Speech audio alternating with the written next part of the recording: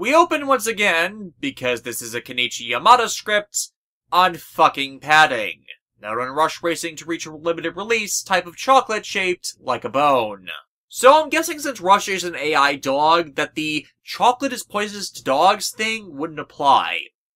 I'm guessing Yamada's never had pets.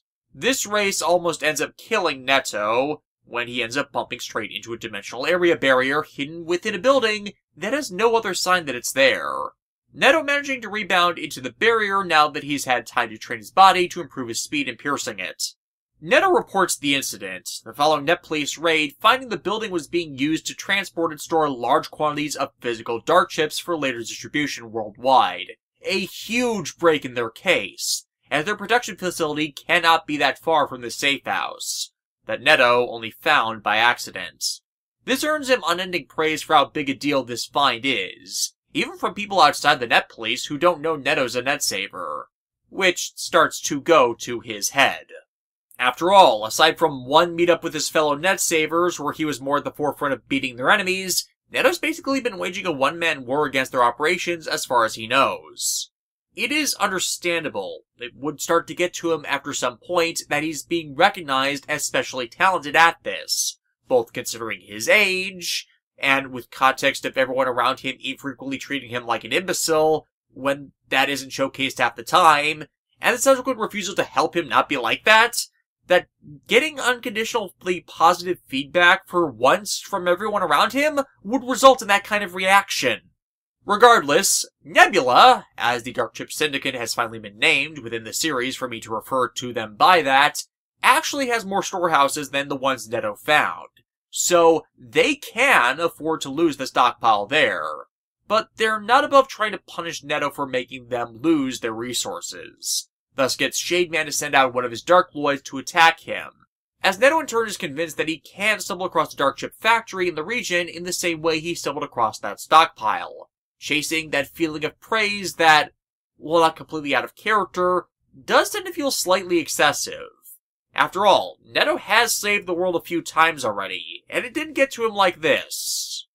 Or maybe it's just a delayed reaction with him realizing, hey, I'm awesome. Other people are finally recognizing how awesome I am. Let's keep showing everyone that. Which, hell, even adults have that reaction sometimes. Thus, it's understandable that sometimes anyone of any age needs a lesson in humility to drag them back to reality. Just, without requiring the person be humiliated to do so, as that just makes them not learn the lesson. But yeah, this is where Enzan comes in to, in part, humble him, or at least try to, revealing that he found another warehouse that was storing dark chips as well, with the one Netto had revealed to them being previously dismissed by their Net Police. And that while Netto did good here, it'd have been better if Netto had waited to see if he couldn't follow the viruses back to where they were bringing the dark chips from, to then get at the source of the problem, which they no longer have a lead on where that could be. Then again, that wasn't exactly possible for Netto to do with the information on hand, nor is that his job, as the Net Police have deputized him to fight and shut down navis and viruses using dimensional areas. He wasn't aware it was a storehouse to begin with. Thus, how was he supposed to know to be able to do that, when the only way in and to be able to try in the first place would have alerted everyone inside to his presence to begin with?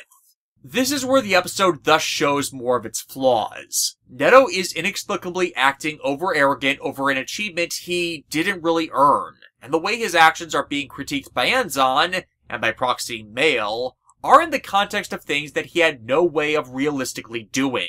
Not because he is incapable of doing those things as he has followed people to the sources of problems before, but because in that specific situation, there was no awareness of the need or possibility to perform that given action. So there was no way to know that such needed to be performed.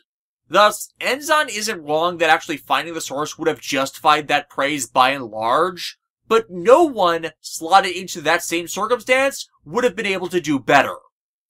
However, Netto and Enzan catch sight of Yuriko, who is only barely trying to be in disguise today, with her still walking around in her normal clothes despite being dressed up like her sister, which immediately catches Enzan's suspicions as he's at least met Mariko before.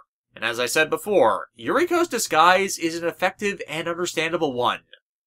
Still, talking to Enzan gives Netto the idea to look back over the warehouse for any clues that might have been missed or not been obvious, such as an email that was received since the place was raided.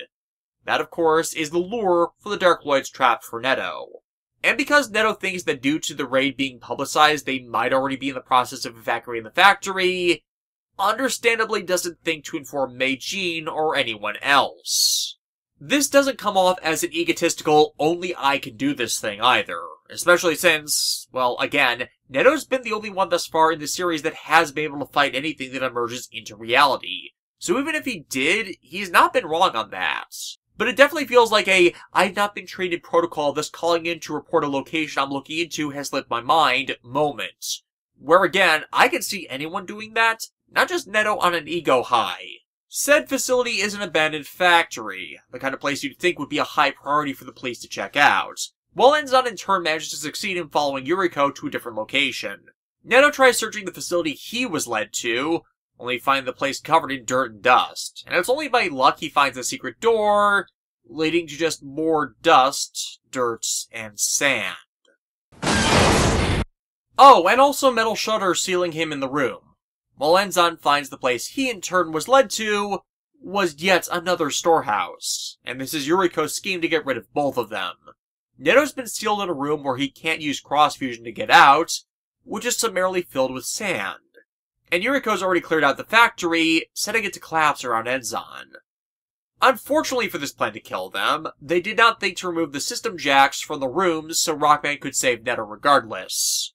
Though with the sand pouring in stopped, it's shown that the entire battlefield is in fact the body of Desert Man, who drags Rockman beneath the sand and triggering a dimensional area.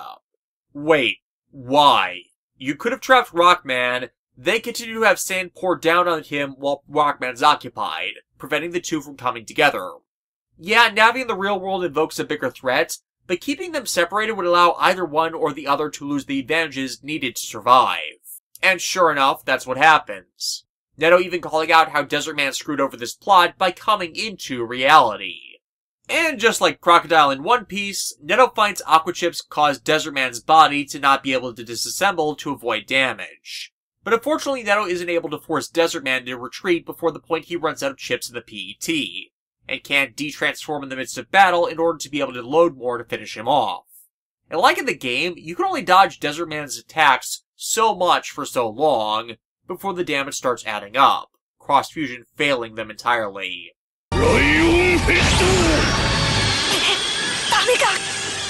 Fortunately though, there was someone compatible with the other Synchro chip.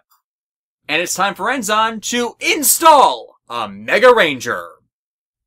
Yes, seriously, I've talked about Masaya Matsukaze's acting credits before.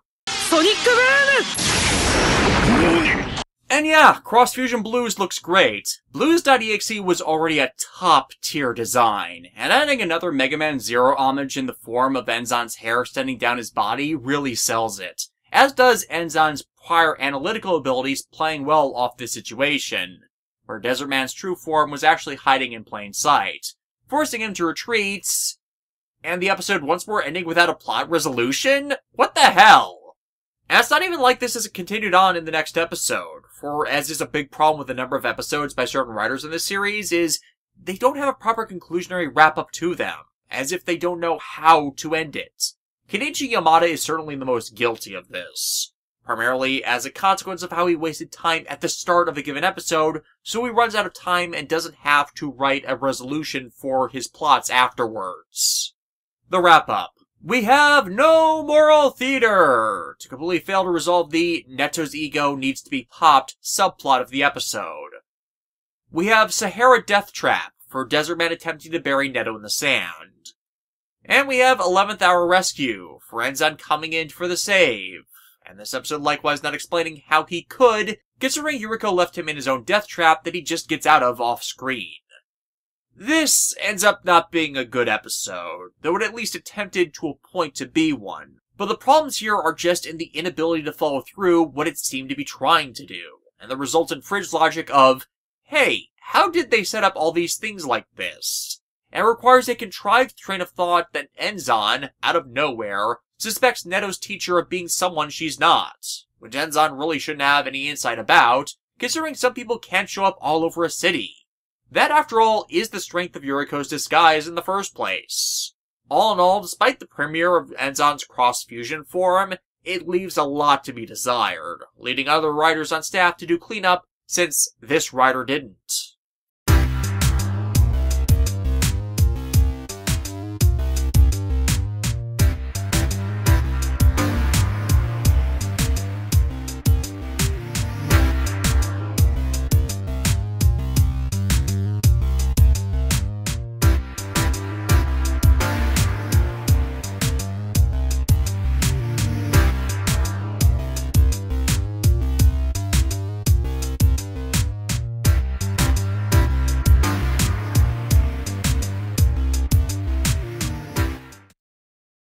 This is the Super Sentai Artisan version of the Morpher, by the way.